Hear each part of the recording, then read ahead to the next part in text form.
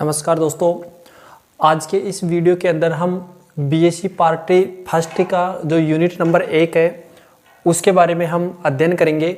और इसमें इस यूनिट के लगभग 2 या 3 वीडियो बनेंगे। जो कार्बनिक अभिक्रियाओं की क्रियाविधि है, ये यूनिट का नाम है। साधारणतः जो कार्बनिक अभिक्रियाएं हैं या जो भी रासायनिक अभिक्रियाएं हैं उसमें आपको एक तो ये पता होना चाहिए कि जो अभिकारक है, अभिकारक क्या होते हैं और उत्पाद क्या होते हैं। देखिए दोस्तों, रासायनिक अभिक्रिया में जो भाग लेने वाले जो पदार्थ होते हैं उनको हम अभिकारक या क्रियाकारक कहते हैं, और रासायनिक अभिक्रिया में जो बनते हैं उनको हम उत्पाद या क्रियाफल कहते हैं।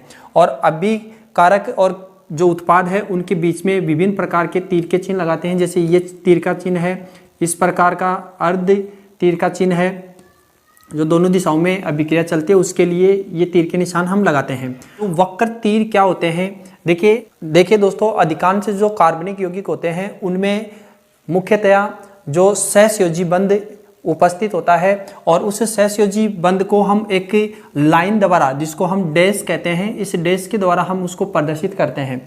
इस डैश का मतलब ये होता है कि इसमें 2 इलेक्ट्रॉन हैं, यानी कि इलेक्ट्रॉनों के साझे से जो बंध बनता है उसको सहसंयोजी बंध कहते हैं। और सहसंयोजी बंध को एक लाइन द्वारा हम प्रदर्शित करते हैं यदि एक इलेक्ट्रॉनों का साझा होता है। तो अगर 2 इलेक्ट्रॉनों का साझा होगा तो डबल बंध हम प्रदर्शित करते हैं, और 3 इलेक्ट्रॉनों का साझा होगा तो हम त्रिबंध द्वारा उसको प्रदर्शित करते हैं। अब देखिए दोस्तों, जब रासायनिक अभिक्रिया होती है कार्बनिक यौगिकों के अंदर, जो पुराने बंध हैं वो टूटते हैं और नए बंध बनते हैं। यानी देखिए, जो बंध टूटते हैं, जैसे हम कोई उदाहरण लें, जैसे CH और यहाँ पर X हमने लिखा, और इस बंध का विदलन होगा तो इस बंध के इलेक्ट्रॉनों को ये अपनी ओर आकर्षित करता है। तो एक तीर का चिन्ह तो हम इस प्रकार लगाते हैं, और दूसरा जो तीर का चिन्ह है वो अर्ध चिन्ह लगाते हैं इस प्रकार। तो इन दोनों का अर्थ क्या है? देखिए, इसका मतलब तो ये होता है कि ये जो दोनों इलेक्ट्रॉन है, दोनों इलेक्ट्रॉनों को अपनी ओर आकर्षित कर रहा है। जैसे ये यहाँ पर हमने देखा कि ये इस प्रकार का चिन्ह लगा रहे हैं, तो इसका मतलब ये हुआ कि इस बंध का विदलन हुआ या ये बंध टूटा, तो इस बंध के इलेक्ट्रॉन को केवल ये अपनी ओर आकर्षित कर रहा है। मतलब ये है वो अपनी ओर इस बंध के इलेक्ट्रॉन को लेकर जाएगा, तो इस पर माइनस हो जाएगा, और जो कार्बन है उस पर धनावेश आ जाएगा। तो एक चिन्ह तो ये, और दूसरा चिन्ह ये कब लिया जाता है? जब समांग विदलन होता है। जैसे Cl और Cl के बीच में ये जो बंध है, ये बंध टूटेगा तो इसमें क्या होगा, आधा चिन्ह इधर लगाएंगे और आधा चिन्ह इधर लगाएंगे। इसका मतलब ये हुआ कि इस बंध में जो इलेक्ट्रॉन है वो दोनों जो क्लोरीन है वो अपने अपने ले रहे हैं। तो ये देखो, इस प्रकार इसका विदलन होगा, तो इस प्रकार चिन्ह हम लगाते हैं। तो यहाँ पर इस बंध के इलेक्ट्रॉन दोनों जो ये क्लोरीन परमाणु हैं, इनकी विद्युत ऋणता बराबर होने के कारण इस बंध के इलेक्ट्रॉन को दोनों अपने आप अपने अपने बंध के इलेक्ट्रॉन को ले रहे हैं। तो आपको ये समझ में आ गया होगा ये चिन्ह कब लगाते हैं और ये कब लगाते हैं। जब जो विषमांग विखंडन होता है तो ये लगाते हैं, और समांग विखंडन होता है तो ये लगाते हैं। कहने का मतलब ये है कि 2 परमाणु के बीच में जो बंध बनता है और उस बंध के इलेक्ट्रॉन को एक ही परमाणु की ओर चले जाते हैं या एक ही परमाणु अपनी ओर आकर्षित कर लेता है, तो हम ये चिन्ह लगाते हैं। और यदि बंध के इलेक्ट्रॉन, दोनों जो परमाणु जिनके बीच में ये बंध बना है, दोनों अपने अपने इलेक्ट्रॉन ले लेते हैं, तो हम ये अर्ध चिन्ह लगाते हैं, जो इस प्रकार लगाते हैं। तो यहाँ पर तो देखो, एक कार्ब धनायन का निर्माण हो रहा है और यहाँ पर मुक्त मूलक का निर्माण हो रहा है। अब आपको ये समझ में आने के बाद में जो बंध का विदलन है वो 2 प्रकार से है, जो कि आप यहाँ देख पा रहे होंगे। बंध का विदलन का मतलब होता है बंध का टूटना, क्योंकि रासायनिक अभिक्रियाएं होती हैं या जो कार्बनिक अभिक्रियाएं होती हैं तो उसमें बंध टूटेंगे, मतलब पुराने जो बंध हैं वो टूटेंगे और नए बंध बनेंगे। तो ये जो बंध का विदलन है वो 2 प्रकार से होता है, एक तो समांग विखंडन और दूसरा होता है विषमांग विखंडन। देखिए, समांग विखंडन क्या होता है? समान विखंडन का मतलब ये है कि जो 2 परमाणु के बीच में जो सहसंयोजी बंध बना हुआ है वो बंध टूटने से दोनों जो परमाणु हैं अपने अपने इलेक्ट्रॉनों को अपनी ओर आकर्षित कर लेते हैं, मतलब अपने अपने इलेक्ट्रॉन ले लेते हैं। मतलब समान विभाजन होता है इलेक्ट्रॉनों का। जैसे अभी हमने देखा Cl2 के बीच में Cl और Cl, इसके बीच में ये जो बंध है ये टूटेगा, तो दोनों जो क्लोरीन है अपने अपने जो इलेक्ट्रॉन है वो ले लेंगे इस प्रकार। तो इस प्रकार मुक्त मूलक का निर्माण होगा, तो ये होगा समांग विखंडन। तो समांग विखंडन की जो परिभाषा है वो आप इस प्रकार ये देख सकते हैं, ये इसकी परिभाषा है। और इसके विपरीत है विषमांग विखंडन। विषमांग विखंडन में क्या होता है कि एक ही परमाणु उस बंध के इलेक्ट्रॉन को अपनी ओर आकर्षित करता है। देखिए अभी हमने उदाहरण देखा था, जैसे ये CX, तो इस बंध के इलेक्ट्रॉन को यदि ये ले लेता है तो केवल एक ही परमाणु इस बंध के इलेक्ट्रॉन को अपनी ओर आकर्षित कर रहा है। तो यहाँ पर देखिए ये जो कार्बन है इस पर धनायन और ये जो X है इस पर ऋणायन आ जाता है। तो यहाँ पर क्या बन रहा है, कार्ब धनायन बन रहा है। ये क्या है, कार्ब धनायन, कार्ब धनायन बन रहा है। तो ये जो विषमांग विखंडन है ये भी दो प्रकार से हो सकता है। एक तो इसमें जो कार्ब धनायन एक बनता है कार्बिन। तो देखिए कार्बिन कैसे बनता है,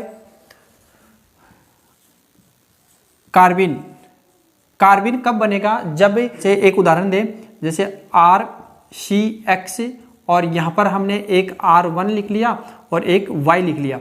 यहाँ पर यदि ये बंध भी टूटे और ये बंध भी टूटे, मतलब दो परमाणु एक साथ इस कार्बन से टूट रहे हैं या निकल रहे हैं, तो यहाँ पर क्या बन जाएगा, देखो C और इस पर दो परमाणु हट रहे हैं तो दो इलेक्ट्रॉन यहाँ पर शेष रह गए और एक एक बाहर निकल गया। मतलब ये जो X और Y है ये बाहर निकल गया और यहाँ पर ये दो जो कार्बन जुड़े, ये जो एल्किल समूह जुड़े हुए हैं वो ऐसे कैसे, यानी इसको एक उदाहरण द्वारा ही हम देख लेते हैं। देखिए C और इस पर यहाँ पर मैंने जोड़ दिया H और यहाँ पर भी H और यहाँ पर भी H और यहाँ पर भी H, ऐसे जोड़ दिया मान लेते हैं। तो यहाँ से एक ये हट गया और एक ये हट गया, मतलब दो हाइड्रोजन हट रहे हैं। तो CH2 ये बना है, यहाँ पर दो इलेक्ट्रॉन हो गए और H2 बाहर निकल गया। तो ये क्या बना, कार्बिन। मतलब विषमांग विखंडन से हमारे पास से एक तो क्या बनेगा, कार्ब धनायन और दूसरा क्या बनेगा, कार्बिन। तो कार्ब धनायन कब बनेगा, जब कार्बन परमाणु और उससे जुड़ा हुआ जो अन्य परमाणु है उसकी विद्युतनीयता ज्यादा है तो बंध के इलेक्ट्रॉन को वो अपनी ओर आकर्षित करेगा, तो कार्ब धनायन बनेगा। और इसी प्रकार एक ही कार्बन के ऊपर यदि दो परमाणु का विदलन होता है, यानी दो परमाणु हटते हैं या दो परमाणु का वियोजन होता है तो कार्बिन बनता है। तो इस प्रकार जो बंध का विदलन है वो दो प्रकार से हो सकता है, एक समांग विखंडन और एक विषमांग विखंडन। तो इस प्रकार इसको समझ सकते हैं। अब अगला जो पार्ट आता है वो कार्बनिक अभिक्रियाओं के प्रकार। देखिए कार्बनिक अभिक्रियाएं हैं वो चार प्रकार की हैं, वो कौन कौन सी हैं वो देखते हैं। अब देखिए कार्बनिक जो अभिक्रियाएं हैं उनके प्रकार देखते हैं। कार्बनिक अभिक्रियाओं के प्रकार, कार्बनिक अभिक्रियाएं चार प्रकार की हैं, प्रतिस्थापन अभिक्रिया, योगात्मक अभिक्रिया, विलोपन अभिक्रिया और पुनर्विन्यास अभिक्रिया। सबसे पहले हम जो प्रतिस्थापन अभिक्रिया है उसको देखते हैं। देखिए प्रतिस्थापन अभिक्रिया क्या होती है, प्रतिस्थापन अभिक्रिया वे अभिक्रियाएं होती हैं जिसमें जो संतृप्त कार्बनिक यौगिक हैं उसमें से एक परमाणु आयन या परमाणु के समूह का विस्थापन किसी दूसरे परमाणु द्वारा हो जाता है, उसको प्रतिस्थापन अभिक्रियाएं कहते हैं। यानी कार्बनिक यौगिकों की प्रतिस्थापन अभिक्रियाओं को हम इस प्रकार परिभाषित कर सकते हैं कि कार्बनिक यौगिक में किसी आयन या परमाणु के समूह का प्रतिस्थापन किसी दूसरे परमाणु या आयन या समूह द्वारा हो जाता है तो उनको प्रतिस्थापन अभिक्रियाएं कहते हैं। मतलब प्रतिस्थापन का मतलब है हटाना, मतलब कोई दूसरा परमाणु आता है या कोई समूह आता है परमाणु का, वो उस यौगिक में से यानी उस कार्बनिक यौगिकों में किसी आयन को या किसी परमाणु को या परमाणु के समूह को हटा देता है। साधारणतः प्रतिस्थापन अभिक्रियाएं हैं वो संतृप्त हाइड्रोकार्बन है या संतृप्त जो यौगिक होते हैं जिसमें एकल बंध होता है वो प्रदर्शित करते हैं। जैसे एक उदाहरण लिख के बताऊं मैं आपको, CH3 और Cl, ये एक मैंने उदाहरण दिया है, मेथिल क्लोराइड है, ठीक है। इसकी अगर हम अभिक्रिया KO से करवा दें, क्षारीय KOH, तो CH3 और OH यानी ये एल्कोहल बन गया और साथ में जो K और KCl ये बन गया। ऐसी जो अभिक्रियाएं हैं वो प्रतिस्थापन अभिक्रियाएं कहलाएगी जिसमें ये कोई कार्बनिक यौगिक था और इस कार्बनिक यौगिक में से इस परमाणु को OH इस Cl को प्रतिस्थापित कर रहा है और KCl बाहर निकल रहा है। तो ऐसी जो अभिक्रियाएं हैं वो प्रतिस्थापन अभिक्रियाएं कहलाएगी। और प्रतिस्थापन अभिक्रियाएं भी 3 प्रकार की हैं। वो कौन कौन सी हैं देखिए, प्रतिस्थापन अभिक्रियाओं के प्रकार देखें तो मूलक प्रतिस्थापन अभिक्रिया, और दूसरी है नाभिकीय स्नेही प्रतिस्थापन अभिक्रिया, और तीसरी है इलेक्ट्रॉन स्नेही प्रतिस्थापन अभिक्रिया। तो हम लिखें, पहली प्रतिस्थापन अभिक्रिया है, इसको भी 2 भागों में हम विभाजित कर सकते हैं। जो नाभिकीय स्नेही प्रतिस्थापन अभिक्रिया है इसको भी हम 2 भागों में विभाजित कर सकते हैं। एक तो इसकी है एकाणुक नाभिकीय स्नेही प्रतिस्थापन, द्विअणुक। तो नाभिकीय स्नेही अभिक्रिया को भी 2 भागों में विभाजित कर सकते हैं, एकाणुक नाभिकीय स्नेही प्रतिस्थापन अभिक्रिया और दूसरी है द्विअणुक नाभिकीय स्नेही प्रतिस्थापन अभिक्रिया। तो इस प्रकार इसका भी हम वर्गीकरण कर सकते हैं। तो सबसे पहले हम मुक्त मूलक प्रतिस्थापन अभिक्रियाओं को पढ़ते हैं। देखिए मुक्त मूलक प्रतिस्थापन अभिक्रिया क्या है। मुक्त मूलक प्रतिस्थापन अभिक्रिया देखो, ऐसी अभिक्रियाएं जिसमें परमाणु या परमाणु का समूह का प्रतिस्थापन मुक्त मूलक के रूप में हो, तो ऐसी अभिक्रियाओं को मुक्त मूलक प्रतिस्थापन अभिक्रियाएं कहते हैं। देखिए जो मुक्त मूलक कैसे बनता है आपको मैंने पहले भी बताया है कि यदि मुक्त मूलक बनेगा तो समांग विखंडन द्वारा बनेगा। समांश विखंडन द्वारा मुक्त मूलक बनता है। जैसे आपने उदाहरण देखा था, जैसे Cl2 है, इसका समांग विखंडन होगा तो इस प्रकार मुक्त मूलक बनेगा। तो इस प्रकार इसका मुक्त मूलक बनता है। और यदि हम उदाहरण देखें इसका, तो जो एल्केन होता है उसका हेलोजनीकरण करवाते हैं तो मुक्त मूलक प्रतिस्थापन अभिक्रिया द्वारा होता है। जैसे हम CH4 + X2 ये हेलोजन है, इसका मुक्त मूलक बनेगा तो देखो कैसे अभिक्रिया संपन्न होगी, CH3 और X, और यहाँ पर क्या बन गया HX। तो इस प्रकार ये जो अभिक्रिया है वो मुक्त मूलक प्रतिस्थापन अभिक्रिया का उदाहरण है। अब देखिए दोस्तों, जो मुक्त मूलक अभिक्रिया की क्रियाविधि देखें हम, मुक्त मूलक की जो क्रियाविधि है वो 3 पदों में संपन्न होगी। पहला जो पद हो प्रारंभिक पद है, इसको मुक्त मूलक का बनना भी हम कह सकते हैं। तो देखो कैसे हमने उदाहरण देखा ऊपर, Cl2 में इसका समांग विखंडन होगा तो Cl मुक्त मूलक और Cl मुक्त मूलक, ये मुक्त मूलक बना है।